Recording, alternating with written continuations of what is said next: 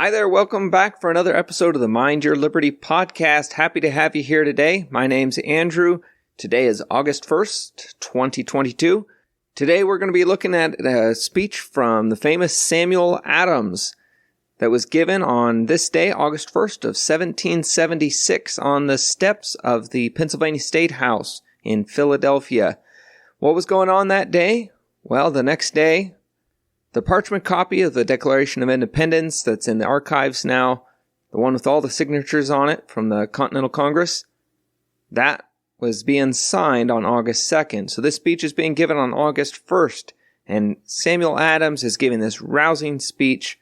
You'll like it. I don't have time to give a whole lot of commentary on it today, but just keep in mind some of the context of the history going on then. Back in 1775, there were several skirmishes, starting with Lexington and Concord. On into 1776, Thomas Paine published his famous pamphlet on January 10th, 1776, Common Sense. If you haven't read that, you should read that. I recommend that for sure, but that's too long to do on a single podcast episode. Through the spring of 1776, there were a couple more skirmishes, and the Patriots had pretty good success. Then in July, we read in the last episode the Declaration of Independence, which I said was, we think, only signed by the President of the Congress, Merchant John Hancock. So the Congress was reconvening here in Pennsylvania on August 1st, and the next day they all the members signed that declaration copy that's on the parchment that's now in the archives. All the really pretty signatures. One of which was John Witherspoon, if you remember, was my episode back in January, February. I still want to do a biography episode and go back and revisit that. That was such a great piece. Also, it's worth noting that at this time, John Dickinson, I think, had already finished his draft of the Articles of Confederation. So when he's referencing the government that's laid at their feet here, the articles have already been considered, or are being considered. They weren't actually adopted until November of 77. So it took them a long time to adopt them. But some of the Congress members have actually already seen it. So I'll move right into the speech here. Really, it's pretty intelligible. You can tell Samuel Adams is a great orator, and he's a pretty good propagandist too, because I'm not really sure if I agree with everything in here, but it's a fantastic. I love stepping into these old speeches, the old letters and stuff, because you really get a jumping off point to go and do more research about what they're talking about. For instance, he talks about a Warren and Montgomery, which makes me think, who are these people? He mentions them at least twice in this piece. So I had to jump off, and I'll go ahead and give these to you. They were generals that had died. General Warren died at Bunker's Hill. General Montgomery died at the invasion of Quebec. Yes, the invasion of Quebec. And I'll let you look that up on your own. But you get to see who these people were influenced by, who Samuel Adams, who the founders, the revolutionaries were influenced by. They reference Locke, among others. And they quote contemporary pieces, like he quotes a piece that I looked up was from Richard Price that was published over in Britain. I'll go ahead and drop that in the link since I already found it. I'll drop that in the description down below. But on top of learning what influenced these people, what they were thinking like, I think there's a lot. Just like all the things I've covered in this podcast so far, all the historical documents, I think there is a certain applicability to today. Some of the fears that he had or the hypotheticals of what Great Britain could turn into if they were to stay with Great Britain, well, that's actually pretty similar to what we're in today. So it's just interesting to think about. I'm not going to give you any more commentary. Really, I was running right down to the wire this morning to get this speech recorded. I've wanted to do it for a couple years now, and here it snuck up on me again, so I went ahead and cranked it out. I hope you enjoy it. I hope it's beneficial to you. This speech is called American Independence. Countrymen and brethren, I would gladly have declined an honor to which I find myself unequal. I have not the calmness and impartiality which the infinite importance of this occasion demands. I will not deny the charge of my enemies, that resentment for the accumulated injuries of our country, and an ardor for her glory, rising to enthusiasm, may deprive me of that accuracy of judgment and expression which men of cooler passions may possess. Let me beseech you, then, to hear me with caution, to examine without prejudice, and to correct the mistakes into which I may be hurried by my zeal. Truth loves an appeal to the common sense of mankind. Your unperverted understandings can best determine on subjects of a practical nature. The positions and plans which are said to be above the comprehension of the multitude may always be suspected to be visionary and fruitless. He who made all men hath made the truths necessary to human happiness obvious to all. Our forefathers threw off the yoke of popery in religion. For you is reserved the honor of leveling the popery of politics. They opened the Bible to all, and maintained the capacity of every man to judge for himself in religion. Are we sufficient for the comprehension of the sublimest spiritual truths, and unequal to material and temporal ones? Heaven hath trusted us with the management of things for eternity, and a man denies us ability to judge of the present, or to know from our feelings the experience that will make us happy. You can discern, they say, objects distant and remote, but cannot perceive those within your grasp. Let us have the distribution of present goods, and cut out and manage as you please the interests of futurity. This day, I trust the reign of political Protestantism will commence. We have explored the temple of royalty, and found that the idol we have bowed down to has eyes which see not, ears that hear not our prayers, and a heart like the nether millstone. We have this day restored the sovereign, to whom alone men ought to be obedient. He reigns in heaven, and with a propitious eye beholds his subjects assuming that freedom of thought and dignity of self-direction which he bestowed on them. From the rising to the setting sun may his kingdom come. Having been a slave to the influence of opinions early acquired, and distinctions generally received, I am ever inclined not to despise but pity those who are yet in darkness. But to the eye of reason, what can be more clear than that all men have an equal right to happiness? Nature made no other distinction than that of higher or lower degrees of power of mind and body. But what mysterious distribution of character has the craft of statesmen, more fatal than priestcraft, introduced? According to their doctrine, the offspring of perhaps the lewd embraces of a successful invader shall, from generation to generation, arrogate the right of lavishing on their pleasures a proportion of the fruits of the earth more than sufficient to supply the wants of thousands of their fellow creatures, claim authority to manage them like beasts of burden, and without superior industry, capacity, or virtue, nay, though disgraceful to humanity by their ignorance, intemperance, and brutality, shall be deemed best calculated to frame laws and to consult for the welfare of society. Were the talents and virtues which heaven has bestowed on men given merely to make them more obedient drudges, to be sacrificed to the follies and ambition of a few? Or were not the noble gifts so equally dispensed with the divine purpose and law, that they should as nearly as possible be equally exerted, and the blessings of providence be equally enjoyed by all? Away then with those absurd systems which, to gratify the pride of a few, debase the greatest part of our species below the order of men. What an affront to the King of the universe, to maintain that happiness of a monster, sunk in debauchery and spreading desolation and murder among men, of a Caligula, a Nero, or a Charles, is more precious in his sight than that of millions of his suppliant creatures, who do justice, love mercy, and walk humbly with their God. No! In the judgment of heaven there is no other superiority among men than a superiority in wisdom and virtue. And can we have a safer model in forming ours? The deity, then, has not given any order or family of men authority over others, and if any men have given it, they could only give it for themselves. Our forefathers, 'tis said, consented to be subject to the laws of Great Britain. I will not at present dispute it, nor mark out the limits and conditions of their submission. But will it be denied that they contracted to pay obedience and to be under the control of Great Britain, because it appeared to them to be most beneficial in their then present circumstances and situations? We, my countrymen, have the same right to consult and provide for our happiness, which they had to promote theirs. If they had a view to posterity in their contracts, it must have been to advance the felicity of their descendants. If they erred in their expectations and prospects, we can never be condemned for a conduct which they would have recommended had they foreseen our present condition. Ye darkeners of counsel, who would make the property, lives, and religion of millions depend on the evasive interpretations of musty parchments, who would send us to antiquated charters of uncertain and contradictory meaning to prove that the present generation are not bound to be victims to cruel and unforgiving despotism. Tell us whether our pious and generous ancestors bequeathed to us the miserable privilege of having the rewards of our honest industry, the fruits of those fields which they purchased and bled for, wrested from us at the will of men over whom we have no check.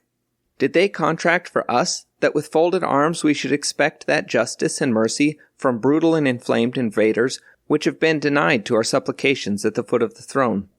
Were we to hear our character as a people ridiculed with indifference? Did they promise for us that our meekness and patience should be insulted, our coasts harassed, our towns demolished and plundered, and our wives and offspring exposed to nakedness, hunger, and death, without our feeling the resentment of men and exerting those powers of self-preservation which God has given us? No man had once a greater veneration for Englishmen than I entertained. They were dear to me as the branches of the same parental trunk, and partakers of the same religion and laws. I still view with respect the remains of the Constitution as I would a lifeless body, which had once been animated by a great and heroic soul. But when I am roused by the din of arms, when I behold the legions of foreign assassins, paid by Englishmen to imbrue their hands in our blood, when I tread over the uncoffined bones of my countrymen, neighbors, and friends, when I see the locks of a venerable father torn by savage hands, and a feeble mother clasping her infants to her bosom, and on her knees imploring their lives from her own slaves, whom Englishmen have allured to treachery and murder, when I behold my country, once the seat of industry, peace, and plenty, changed by Englishmen to a theater of blood and misery, Heaven forgive me if I cannot root out those passions which it has implanted in my bosom, and detest submission to a people who have either ceased to be human, or have not virtue enough to feel their own wretchedness and servitude. Men who content themselves with a semblance of truth and a display of words talk much of our obligations to Great Britain for protection. Had she a single eye to our advantage? A nation of shopkeepers are very seldom so disinterested. Let us not be so amused with words. The extension of her commerce was her object. When she defended our coasts, she fought for her customers, and convoyed our ships loaded with wealth which we had acquired for her by our industry. She has treated us as beasts of burden, whom the lordly masters cherish, that they may carry a greater load. Let us inquire also against whom she has protected us, against her own enemies, with whom we had no quarrel, or only on her account, and against whom we always readily exerted our wealth and strength when they were required. Were these colonies backward in giving assistance to Great Britain when they were called upon in 1739 to aid the expedition against Carthagena? They at that time sent 3,000 men to join the British army, although the war commenced without their consent. But the last war, 'tis said, was purely American. This is a vulgar error which, like many others, has gained credit by being confidently repeated. The dispute between the courts of Great Britain and France related to the limits of Canada and Nova Scotia. The controverted territory was not claimed by any in the colonies, but by the Crown of Great Britain. It was, therefore, their own quarrel. The infringement of a right which England had, by the Treaty of Utrecht, of trading to the Indian country of Ohio, was another cause of the war. The French seized large quantities of British manufactures and took possession of a fort which a company of British merchants and factors had erected for the security of their commerce. The war was therefore waged in defense of lands claimed by the Crown and for the protection of British property. The French at that time had no quarrel with America, and, as appears by letters sent from their commander-in-chief to some of the colonies, wished to remain in peace with us. The part, therefore, which we then took, and the miseries to which we exposed ourselves, ought to be charged to our affection for Britain. These colonies granted more than their proportion to the support of the war. They raised, clothed, and maintained nearly 25,000 men, and so sensible were the people of England of our great exertions that a message was annually sent to the House of Commons purporting, that His Majesty, being highly satisfied of the zeal and vigor with which his faithful subjects in North America had exerted themselves in defense of His Majesty's just rights and possessions, recommended it to the House to take the same into consideration, and enable to give them a proper compensation. But what purpose can arguments of this kind answer? Did the protection we received annul our rights as men, and lay us under an obligation of being miserable? Who among you, my countrymen, that is a father, would claim authority to make your child a slave because you had nourished him in his infancy? It is a strange species of generosity which requires a return infinitely more valuable than anything it could have bestowed, that demands as a reward for a defense of our property a surrender of those inestimable privileges to the arbitrary will of vindictive tyrants which alone give value to that very property. Political right and public happiness are different words for the same idea. They who wander into metaphysical labyrinths or have recourse to original contracts to determine the rights of men either impose on themselves or mean to delude others. Public utility is the only certain criterion. It is a test which brings disputes to a speedy decision and makes its appeal to the feelings of mankind. The force of truth has obliged men to use arguments drawn from this principle who were combating it in practice and speculation. The advocates for a despotic government and non-resistance to the magistrate employ reasons in favor of their systems drawn from a consideration of their tendency to promote public happiness. The author of nature directs all his operations to the production of the greatest good, and has made human virtue to consist in a disposition and conduct which tend to the common felicity of his creatures. An abridgment of the natural freedom of man, by the institution of political societies, is vindicable only on this foot. How absurd, then, it is to draw arguments from the nature of civil society for the annihilation of those very ends which society was intended to procure. Men associate for their mutual advantage. Hence the good and happiness of the members, that is, the majority of the members of any state, is the great standard by which everything relating to that state must finally be determined. And though it may be supposed that a body of people may be bound by a voluntary resignation, which they have been so infatuated as to make, of all their interests to a single person, or to a few, it can never be conceived that the resignation is obligatory to their posterity, because it is manifestly contrary to the good of the whole that it should be so. These are the sentiments of the wisest and most virtuous champions of freedom. Attend to a portion on this subject from a book in our defense, written, I had almost said, by the pen of inspiration. I lay no stress, says he, on charters. They derive their rights from a higher source.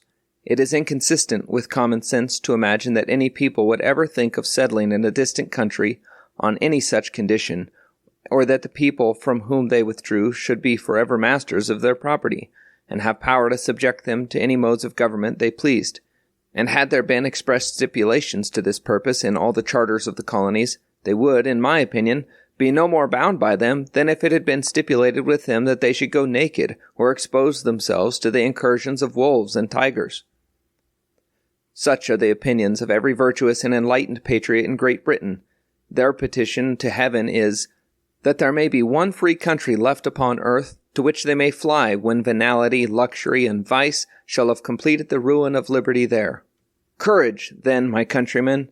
Our contest is not only whether we ourselves shall be free, but whether there shall be left to mankind an asylum on earth for civil and religious liberty. Dismissing, therefore, the justice of our cause as incontestable, the only question is, what is best for us to pursue in our present circumstances? The doctrine of dependence on Great Britain is, I believe, generally exploded, but as I would attend to the honest weakness of the simplest of men, you will pardon me if I offer a few words on that subject. We are now on this continent, to the astonishment of the world, 3 millions of souls united in one common cause. We have large armies, well disciplined and appointed, with commanders inferior to none in military skill, and superior in activity and zeal. We are furnished with arsenals and stores, beyond our most sanguine expectations, and foreign nations are waiting to crown our success by their alliances. There are instances of, I would say, an almost astonishing providence in our favor. Our success has staggered our enemies, and has almost given faith to infidels, so that we may truly say it is not our own arm which has saved us. The hand of heaven appears to have led us on to be, perhaps, humble instruments and means in the great providential dispensation which is completing. We have fled from the political Sodom. Let us not look back, lest we perish and become a monument of infamy and derision to the world. For can we ever expect more unanimity and a better preparation for defense, more infatuation of counsel among our enemies, and more valor and zeal among ourselves?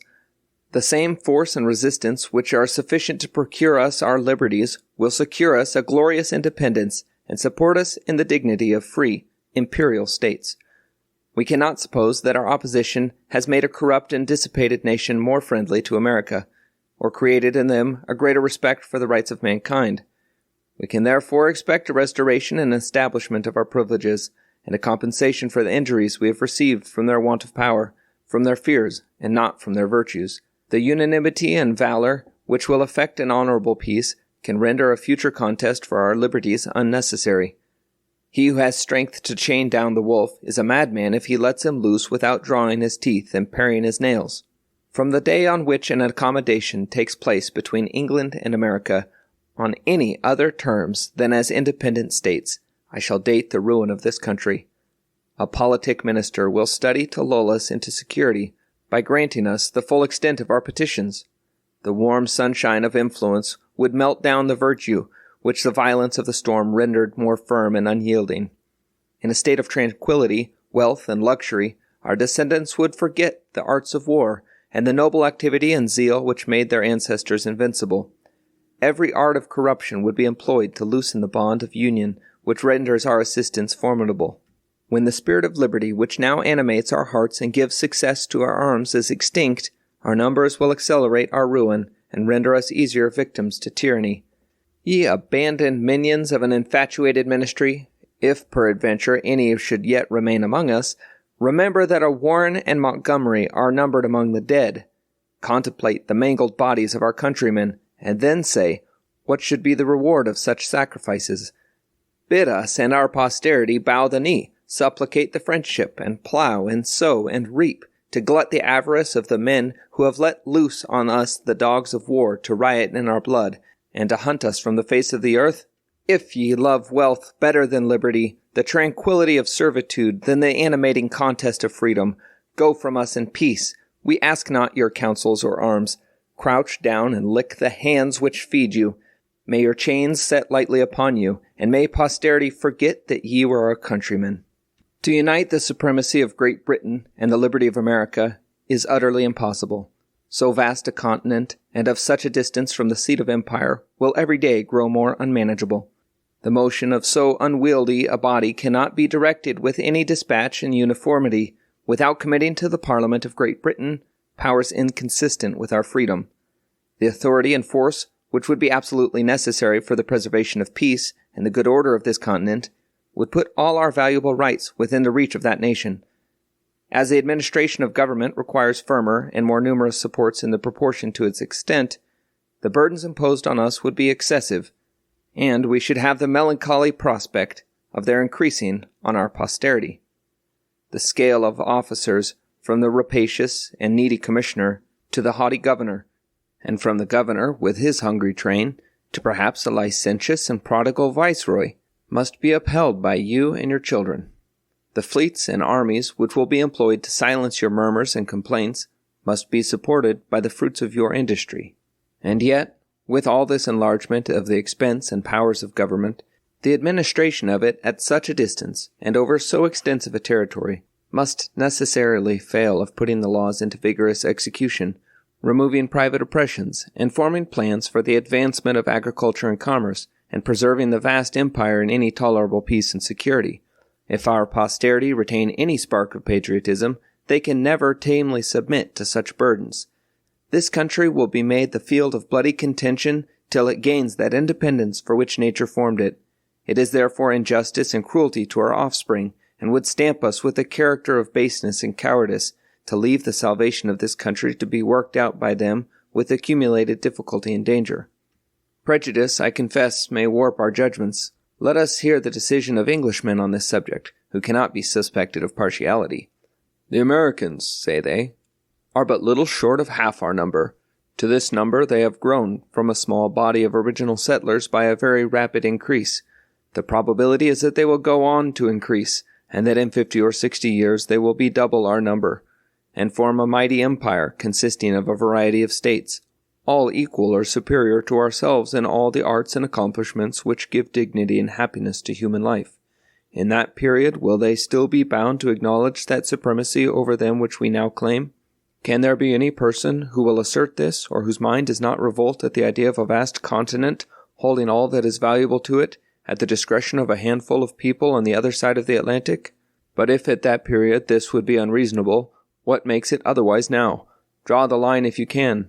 But there is still a greater difficulty. Britain is now, I will suppose, the seat of liberty and virtue, and its legislature consists of a body of able and independent men, who govern with wisdom and justice. The time may come when all will be reversed, when its excellent constitution of government will be subverted, when pressed by debts and taxes, it will be greedy to draw to itself an increase of revenue from every distant province, in order to ease its own burdens, when the influence of the crown, strengthened by luxury and a universal profligacy of manners, will have tainted every heart, broken down every fence of liberty, and rendered us a nation of tame and contented vassals, when a general election will be nothing but a general auction of boroughs, and when the Parliament, the grand council of the nation, and once a faithful guardian of the state, and a terror to evil ministers, will be degenerated into a body of sycophants, dependent and venal, always ready to confirm any measures, and little more than a public court for registering royal edicts. Such, it is possible, may, some time or other, be the state of Great Britain. What will at that period be the duty of the colonies? Will they still be bound to unconditional submission? Must they always continue an appendage to our government, and follow it implicitly through every change that can happen to it?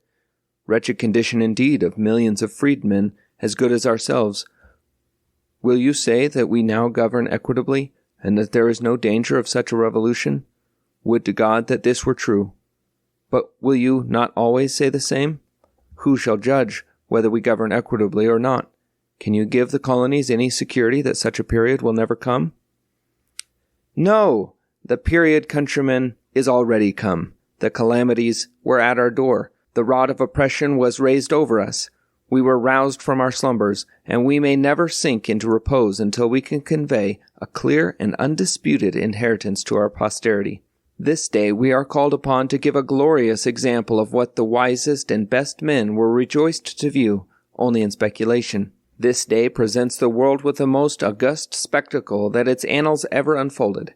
Millions of freemen, deliberately and voluntarily forming themselves into a society for their common defense and common happiness. Immortal spirits of Hampton, Locke, and Sidney, will it not add to your benevolent joys to behold your posterity rising to the dignity of men, and evincing to the world the reality and expediency of your systems, and in the actual enjoyments of that equal liberty, which you are happy, when on earth, in delineating and recommending to mankind? Other nations have received their laws from conquerors. Some are indebted for a constitution to the sufferings of their ancestors through revolving centuries. The people of this country alone have formally and deliberately chosen a government for themselves, and with an open and uninfluenced consent, bound themselves into a social compact. Here, no man proclaims his birth or wealth as a title to honorable distinction, or to sanctify ignorance and vice with the name of hereditary authority. He who has most zeal and ability to promote public felicity, let him be the servant of the public. This is the only line of distinction drawn by nature. Leave the bird of night to the obscurity for which nature intended him, and expect only from the eagle to brush the clouds with his wings, and look boldly in the face of the sun.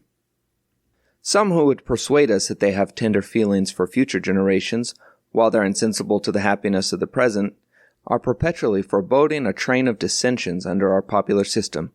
Such men's reasoning amounts to this: give up all that is valuable to Great Britain, and then you will have no inducements to quarrel among yourselves, or suffer yourselves to be chained down by your enemies, that you may not be able to fight with your friends. This is an insult on your virtue as well as your common sense. Your unanimity this day, and through the course of the war, is a decisive refutation of such invidious predictions. Our enemies have already had evidence that our present Constitution contains in it the justice and ardor of freedom, and the wisdom and vigor of the most absolute system. When the law is the will of the people, it will be uniform and coherent, but fluctuation, contradiction, and inconsistency of counsels must be expected under those governments where every revolution in the ministry of a court produces one in the state, such being the folly and pride of all ministers that they ever pursue measures directly opposite to those of their predecessors. We shall neither be exposed to the necessary convulsions of elective monarchies, nor to the want of wisdom, fortitude, and virtue to which the hereditary succession is liable.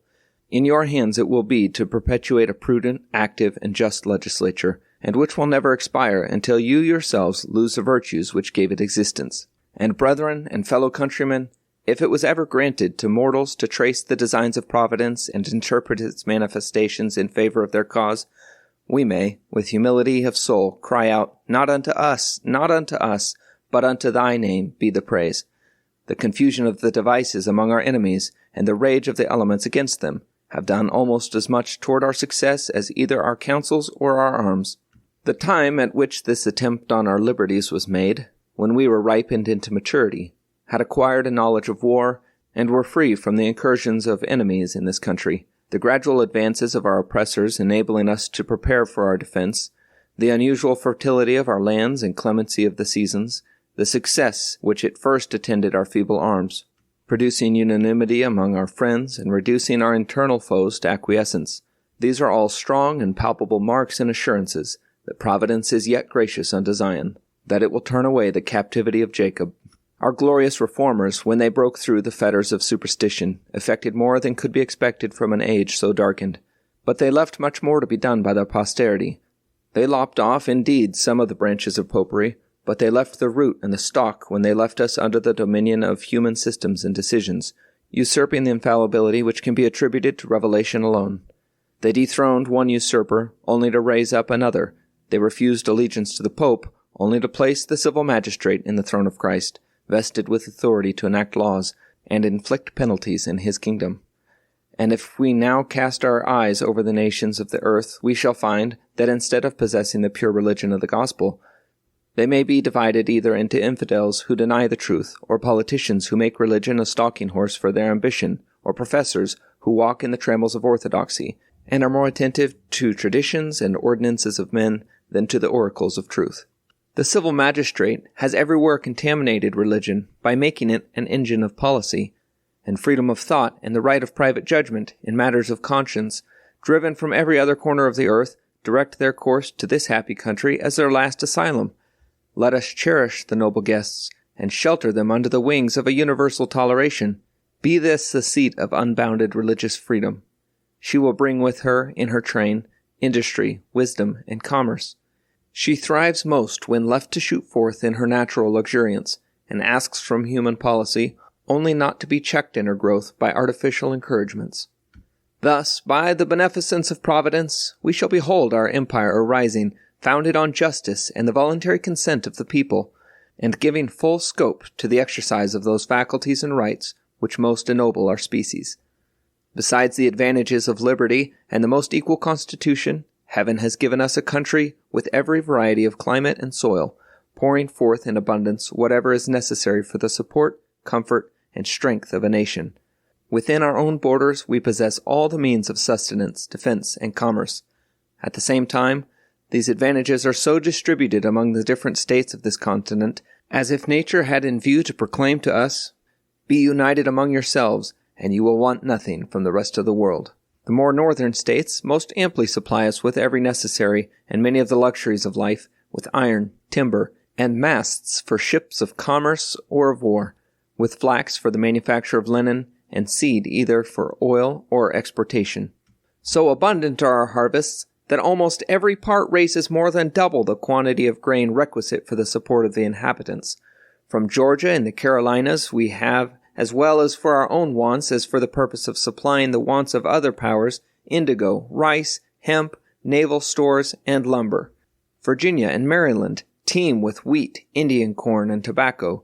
Every nation whose harvest is precarious, or whose lands yield not those commodities which we cultivate, will gladly exchange their superfluities and manufactures for ours. We have already received many and large cargoes of clothing, military stores, etc., from our commerce with foreign powers, and in spite of the efforts of the boasted navy of England, we shall continue to profit by this connection. The want of our naval stores has already increased the price of these articles to a great height, especially in Britain. Without our lumber, it will be impossible for those haughty islanders to convey the products of the West Indies to their own ports. For a while they may with difficulty effect it, but without our assistance, their resources must soon fail. Indeed, the West India Islands appear as the necessary appendages to this our empire. They must owe their support to it, and ere long, I doubt not, some of them will from a necessity wish to enjoy the benefit of our protection. These natural advantages will enable us to remain independent of the world, or make it the interest of European powers to court our alliance and aid in protecting us against the invasion of others. What argument, therefore, do we want to show the equity of our conduct, or motive of interest to recommend it to our prudence? Nature points out the path, and our enemies have obliged us to pursue it.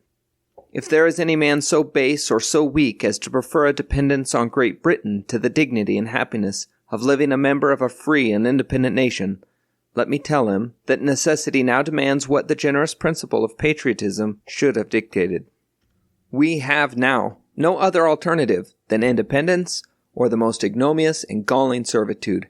The legions of our enemies thicken on our plains. Desolation and death mark their bloody career, whilst the mangled corpses of our countrymen seem to cry out to us as a voice from heaven, "Will you permit our posterity to groan under the galling chains of our murderers?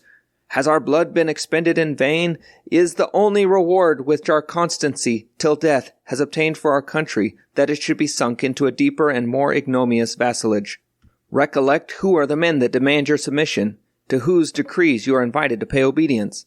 Men who, unmindful of their relation to you as brethren, of your long implicit submission to their laws, of the sacrifice which you and your forefathers made of your natural advantages for commerce to their avarice, formed a deliberate plan to wrest from you the small pittance of property which they had permitted you to acquire. Remember that the men who wish to rule over you are they who, in pursuit of this plan of despotism, annulled the sacred contracts which had been made with your ancestors, conveyed into your cities a mercenary soldiery to compel you to submission by insult and murder, who called your patience cowardice, your piety hypocrisy. Countrymen, the men who now invite you to surrender your rights into their hands are the men who have let loose the merciless savages to riot in the blood of their brethren, who have dared to establish popery triumphant in our land, who have taught treachery to your slaves, and courted them to assassinate your wives and children. These are the men to whom we are exhorted to sacrifice the blessings which Providence holds out to us, the happiness, the dignity of uncontrolled freedom and independence. Let not your generous indignation be directed against any among us who may advise so absurd and maddening a measure. Their number is but few and daily decreases, and the spirit which can render them patient of slavery will render them contemptible enemies. Our union is now complete, our constitution composed, established, and approved. You are now the guardians of your own liberties. We may justly address you, as the decemviri did the Romans, and say, "Nothing that we propose can pass into a law without your consent. Be yourselves, O Americans, the author of those laws on which your happiness depends." You have now in the field armies sufficient to repel the whole force of your enemies, and their base and mercenary auxiliaries. The hearts of your soldiers beat high with the spirit of freedom. They are animated with the justice of their cause, and while they grasp their swords, can look up to heaven for assistance. Your adversaries are composed of wretches who laugh at the rights of humanity, who turn religion into derision, and would, for higher wages, direct their swords against their leaders or their country. Go on, then, in your generous enterprise, with gratitude to heaven for past success and confidence of it in the future. For my own part, I ask no greater blessing than to share with you the common danger and common glory.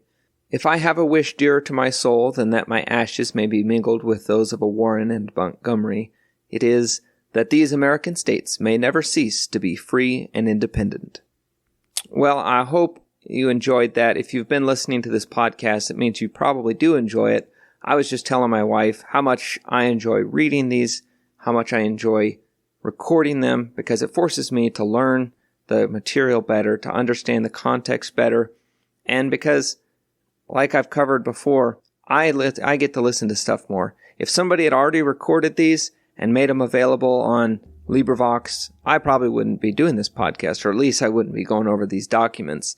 There's more in years to come. Next year, this first year I wanted to just kind of go over some of these documents I've wanted to go over for years. And then maybe next year I'll start doing some more original content, some more commentary, have some more guests on. There are some topics I'd really like to cover. I just don't have time right now to develop the content. So I hope you've enjoyed listening to American Independence by Samuel Adams. If you did enjoy it, go ahead and hit the like, smash the like on whatever platform you're listening. Do me a favor if you would. Please go over to YouTube and hit the subscribe button. Even if you don't listen on YouTube, do me a favor, hit the subscribe button. I really want to get that subscribership number up on my channel. That would help me in various ways. But if you could do that, just do me a favor, take a minute, go find me, look up Mind Your Liberty on YouTube, hit subscribe. Also, I'd be amiss if I didn't direct you towards where you can get more content. If you like this type of stuff, go check out the Path to Liberty podcast from the 10th Amendment Center. They put out 3 episodes a week, and they cover historical topics. They don't just read through stuff like I do. They offer a lot more commentary, a lot more application to modern day. That's where I got the inspiration to do this podcast, really, is just listening to that and wanting to go and look up these original source documents, but not having time to read them. I wanted to listen to them. I found out they're not available to listen to, so I thought, well, if I'm going to read through them, I might as well record them, make them available for everybody else so that somebody can stand on my shoulders and be that much further ahead. Hopefully you guys have done that. Again, smash a like, share it with somebody, tell somebody you know, hey, check this out, listen to this if you think they'd enjoy listening to a half-hour historical document. I like the Old English. I mean, it's not even Old English. That's one of the great things about it is it's late 18th century English, right? It's almost 19th century English. It's very intelligible. It just takes a little more brain power to process it, but it's very intelligible. And you get the benefit because these people were classically educated. These people were brought up reading the classics and stuff, which is not that common today. So they had a lot of wisdom that we get to harvest. Now, this might be my only episode for August. Seems a shame to get it out of the way so fast, but the speech was given on August 1st, so I felt like I had to release it on August 1st. But I'll see if I can't release another episode in August. There's so much great content out there.